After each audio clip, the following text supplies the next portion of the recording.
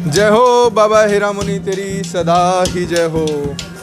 दोस्तों, इस समय हम पहुँचे हैं बाबा हीरामुनि के धाम में, लजवाड़ा धाम में बाबा हीरामुनि का।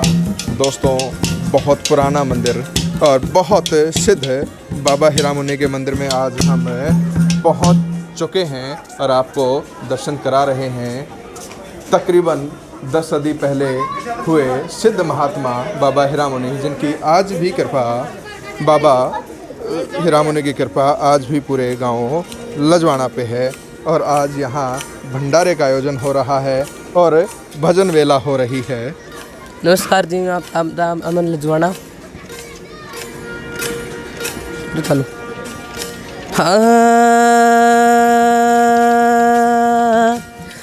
मैं किस्मत का मारा सू बाबा, बाह पकड़ो एक बार हो। हीरामुनि मेरे बाबा जी, तेरी हो री जय जयकार हो। मैं किस्मत का मारा सू बाबा, बाह पकड़ो एक बार हो। हीरामुनि मेरे बाबा जी, तेरी हो री जय जयकार हो। दोस्तों, यहाँ पे बहुत सारे भक्तजन बैठे हैं और हम इन्हीं भक्तों से जानकारी लेंगे कि यहाँ बाबा हीरामुनि के प्रति जो अगाध श्रद्धा में, आप देख सकते हैं चारों तरफ श्रद्धालु बैठे हैं। महिलाएं आई हैं अपने घरों से और प्रसाद बनाने में सहायता कर रही हैं। और काफ़ी सारे ग्रामीण, भजन वेला का समय है और बाबा हीरामुनि के भजन गाए जा रहे हैं। और बाबा हीरामुनि के भजन गाते हुए ही हम भक्तों से पूछेंगे, ज़रा कैमरामैन से कहेंगे कि इधर से आ जाएं, हम उन्हें भी दिखा देंगे आगे की तस्वीरें। ये पूरे बाबा हीरामुनि प्रांगण की हम तस्वीरें आपको दिखा रहे हैं, जो कि सिद्धपीठ लजवाड़ा कला में है। सारा न राम राम जी, जय हो बाबा हीरामुनि की। हमारे साथ हैं इसी गांव के रहने वाले श्रीनिवास जी, जरा इधर आप मुँह कर लें। हम आपसे जानना चाहेंगे कि बाबा हीरामुनि के बारे में क्या मान्यता है, तकरीबन कितना पुराना यहाँ पे जो है मंदिर बताया जाता है।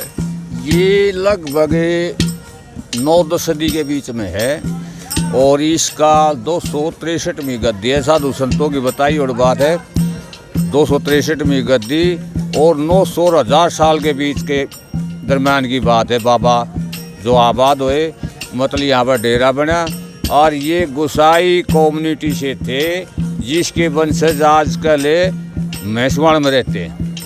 तो हम अक्सर देखते हैं कि 10 सदी पहले के तो इतिहास भी हमें नहीं मिलते हैं। तो हम किन तथ्यों के आधार पे हम ये कह पा रहे हैं कि 10वीं सदी से है। एक राजा का जिक्र हमने सुना था यहाँ पे कि राजा जसवंत, जो शायद जिनकी किताबों में भी नहीं मिल पाती है। आप क्या 10वीं सदी के आसपास का क्या वर्णन है वो? हाँ, ये जो मौजूदा विक्रमी संवत है न, इससे लगभग 1000 साल पूर्व राजा जसवंत जी का इतिहास सुना है लोगों की किंवदंती के द्वारा, और जो उसने बताया वही बातें चल रही है, जो बुजुर्गों से ट्रांसफ़र होती आई है ना, वही बातें हैं। लिखित में तो इसका हो सकता कहीं हो, लेकिन जो किंवदंती के आधार पर ये बात। कौन सा अखाड़ा है ये जूना अखाड़ा है। जूना अखाड़ा है। तो बाबा के बारे में और कुछ बताएं हमें। बाबा की मतलब इसको एक अति सिद्ध होने का कारण ये इसको मुनि का खिताब दिया गया था। ये मुनि हर एक साधु संत के पीछे लगता, जैसे ऋषि मुनि होते हैं, इसी तरह ऋषि मुनियों की कैटेगरी में साधुओं में भी जो बहुत प्रकाष्ठता पर पहुंच जाते हैं अपनी तपस्या में, उन्हीं को मुनि का खिताब होता है।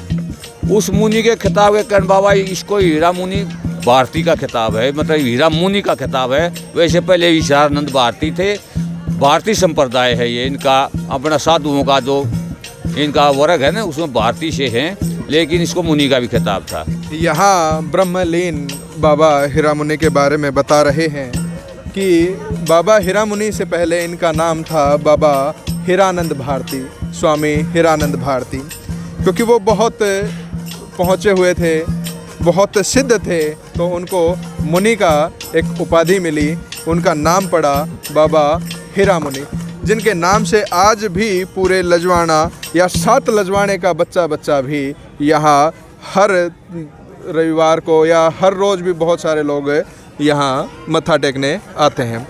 यहाँ राजा जसवंत के बारे में जो अध्याय है वो क्या विषय है? राजा जसवंत उस समय के राजा थे, इस नगरी पर, मतलब इस इलाके के राजा थे, उसका होल्ड था।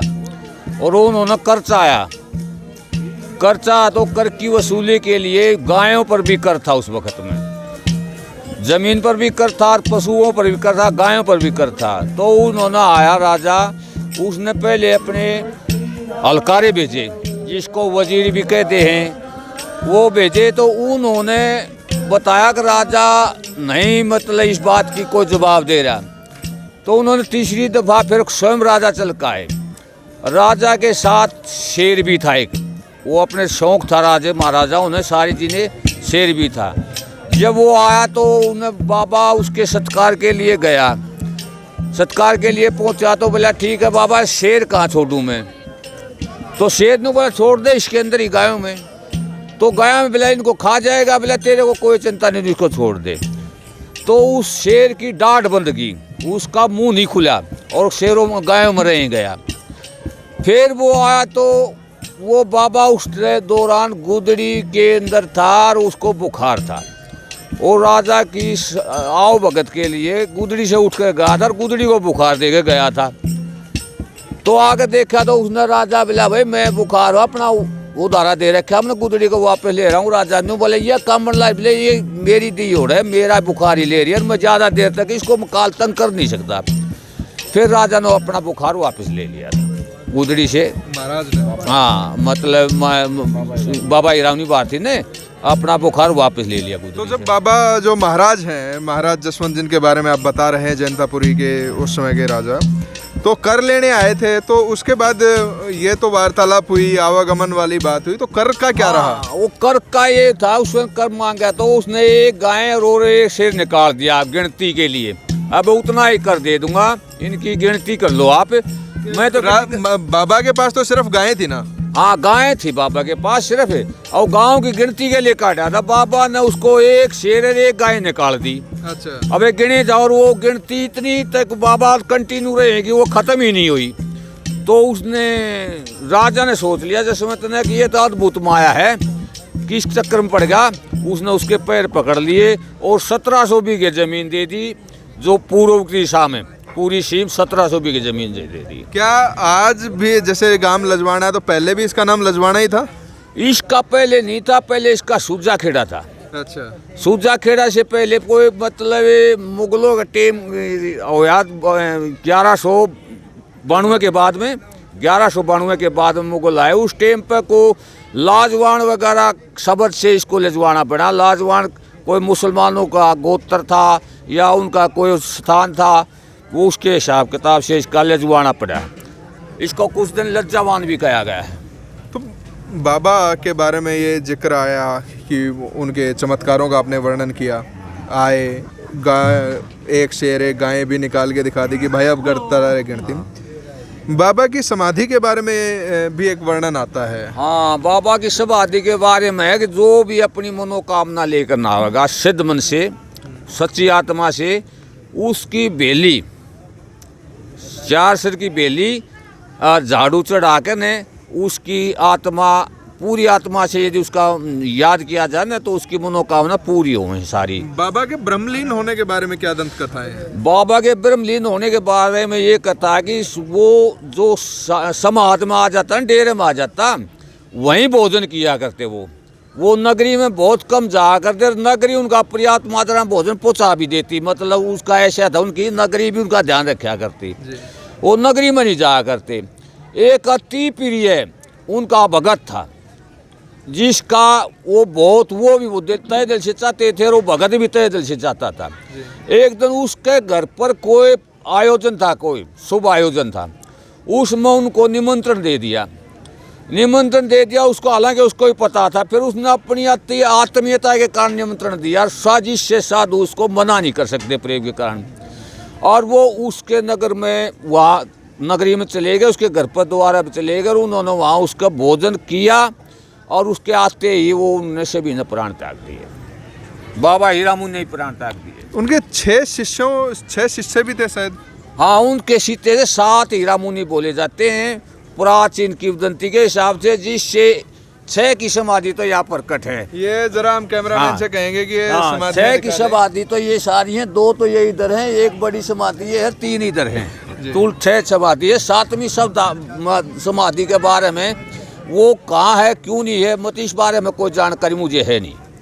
तो अभी जब गांव बताते हैं 1854 तक, क्योंकि तब तक तो ज़मीन का रकबे नहीं बटे थे, 1700 बीघे आपने ज़मीन बताई कि तकरीबन जो है वो उतनी हुआ करती थी।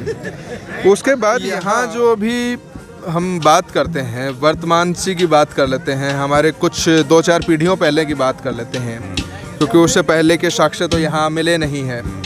तो यहाँ जो महंत रहे और बाबा हीरा मुनि के बारे में बहुत दूर दूर तक सुना है हमने भी, बहुत दूर तक की मान्यता है।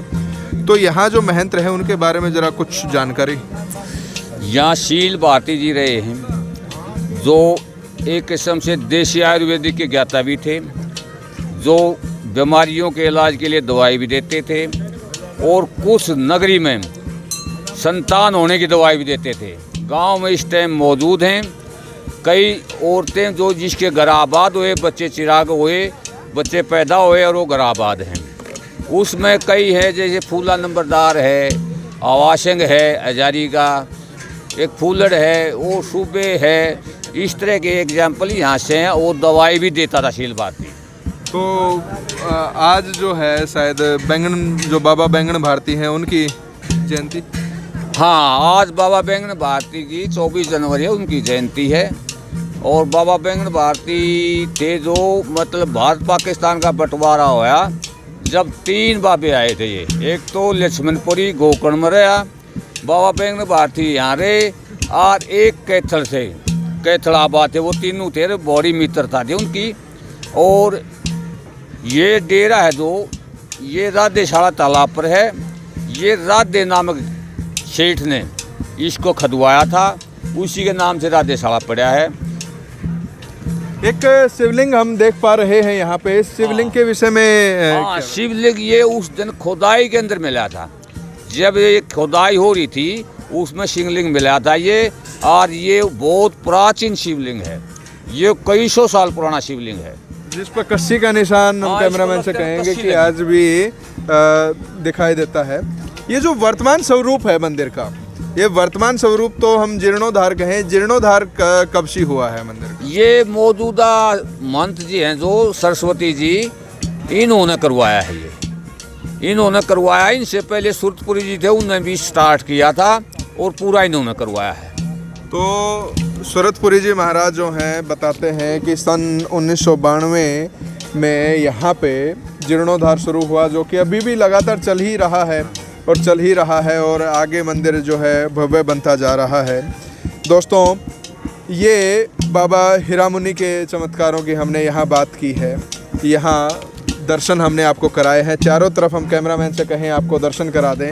ये पीछे आप एक भव्य धर्मशाला भी देख रहे हैं, जहाँ पे 24 घंटे कहीं से भी कोई भी बाहर से आने वाले साधु संत और कहीं का भी कोई आदमी हो वो यहाँ रह सकता है।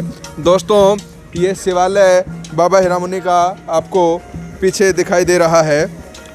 ये अद्भुत जानकारी आपको कैसी लगी आप हमें कमेंट बॉक्स में ज़रूर बताएं। और आज जो है बाबा बैंगन भारती की जयंती या वर्षी भी बताते हैं। और सब आप सभी का आभार, बहुत बहुत धन्यवाद। ऐसी जानकारी जो है आपके पास भी हो तो आप हमें शेयर कर सकते हैं। अंत में मैं कहूँगा, बोलो बाबा हीरा मुनि की जय हो, बाबा हीरा मुनि की।